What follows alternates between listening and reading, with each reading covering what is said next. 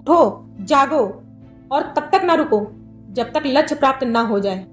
चिंतन करो, चिंता नहीं, नए विचारों को जन्म दो। ब्रह्मांड की सारी शक्तियां पहले से ही हमारे पास हैं। वो तो हम ही हैं कि हाथों पर हाथ रखकर रोते हैं और कहते हैं कि कितना अंधकार है।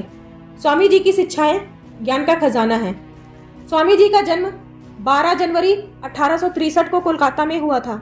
इनके पिता का नाम विश्वनाथ दत्त और माता का नाम भुवनेश्वरी देवी था। संन्यास धारण करने से पहले इनका नाम नरेंद्र नाथ दत्त था। श्री रामकृष्ण परमहंस इनके गुरु थे।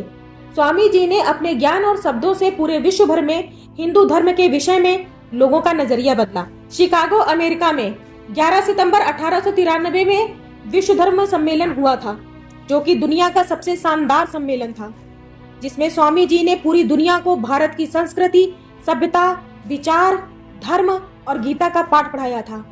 इस भाषण को दुनिया आज भी नहीं भुला पाती है। तो चलिए आज हम स्वामी जी के शिक्षा को लेकर क्या विचार थे जानते हैं। स्वामी जी ने वेदांत के भारतीय दर्शन को पश्चिमी दुनिया से परिचित कराने में महत्वपूर्ण भूमिका निभाई है। स्वामी जी का यह मानना है कि आपकी अपनी आत्मा के अलावा कोई दूसरा शिक्षक नहीं है। एक समय में आप एक ही काम करिए और इसे करते समय बाकी सभी चीजों को छोड़कर अपनी पूरी आत्मा इसमें लगा दीजिए। जो आग हमें गर्म करती है वह ही हमें भस्म भी कर सकती है। जीवन में सफलता के लिए कड़ी मेहनत और अनुशासन की आवश्यकता होती है। उन्होंने छात्र छात्राओं को अपना लक्ष्य निर्धारित करने और उसे हासिल करने के लिए कठोर परिश्रम करने को प्रोत्साहित किया है। सकारात्मक दृष्टिकोण को उन्होंने बढ़ावा दिया है। स्वामी जी के अनुसार छात्रों को अपनी मेहनत और लगन के साथ सकारात्मक दृष्टिकोण हमेशा ही रखना होगा। दूषित शिक्षा प्रणाली के माध्यम से शिक्षित भारतीय युवा अपने पिता, पूर्वजों, इतिहास एवं अपनी संस्कृति से घृणा करना सीखता है। वह अपने पवित्र वेदों, पवित्र गीता को झूठा समझने लगता है।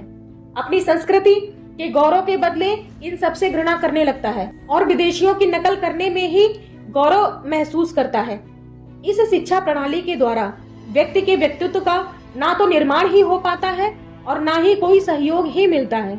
ज्ञान केवल स्वयमेव वर्तमान है, मनुष्य केवल उसका आविष्कार करता है। हर मनुष्य के जीवन का अपना एक सपना होता है कि वह कुछ बन सके और कुछ अलग कर सके। लक्ष्य प्राप्ति के लिए मनुष्य को अपने जीवन में कई चुनौतियों को भी पार करना पड़ता है। परिश्रम और सूझबूझ के साथ ही वह अपनी मंजिल को पा सकता है। उद्देश्यहीन व्यक्ति का इस दुनिया में कोई मोल नहीं है और ना ही उसकी कोई इज्जत ही है। दोस्तों, बिना लक्ष्य के यह जीवन व्यर्थ है। एक राहगीर ने एक संत से पूछा कि महाराज, यह रास्ता कहाँ जाता है?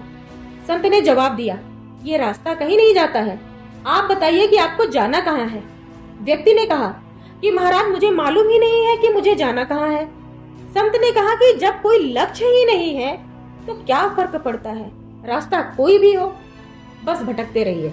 यदि आपके जीवन में भी कोई लक्ष्य नहीं होगा तो आप अपनी जिंदगी जिएंगे तो जरूर, पर उस राहगीर की तरह, बस इधर उधर भटक कर।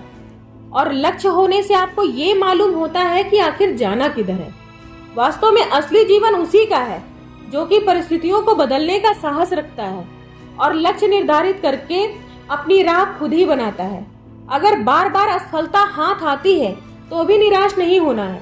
स्वामी जी कहते हैं कि 1000 बार प्रयास करने के बाद यदि आप हार कर गिर पड़े हैं तो एक बार फिर से उठें और फिर से प्रयास करें।